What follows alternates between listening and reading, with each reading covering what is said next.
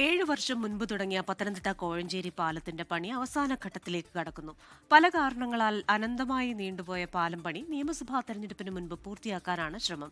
പാലം പണി പൂർത്തിയാകുന്നതോടെ കോഴഞ്ചേരി നഗരത്തിലെ ഗതാഗത കുരുക്കിന് പരിഹാരമാകും.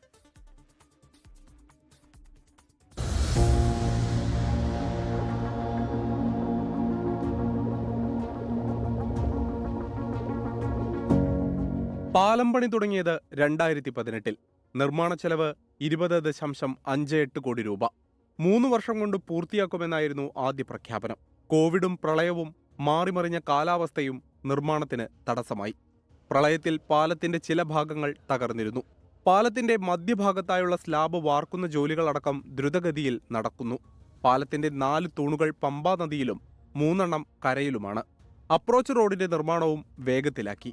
മാരമൺ കൺവെൻഷന് മുൻപ് അപ്രോച്ച് റോഡ് തുറന്നുകൊടുക്കാനാണ് നീക്കം.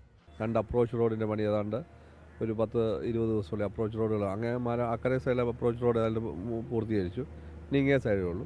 അതേതായാലും 1.5 മാസം കൊണ്ട് പൂർത്തീകരിച്ച് മാർച്ച് അവസാനത്തോടെ പാലം പണി പൂർത്തീകരിക്കുമെന്നാണ്.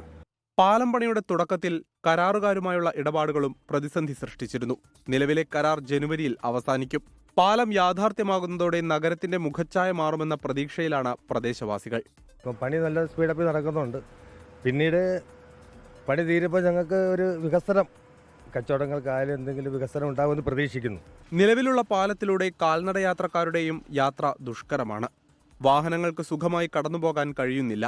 മറ്റ് തടസ്സങ്ങൾ ഉണ്ടായില്ലെങ്കിൽ 4 മാസത്തിനുള്ളിൽ കോഴഞ്ചേരി പാലം യാഥാർത്ഥ്യമാകും.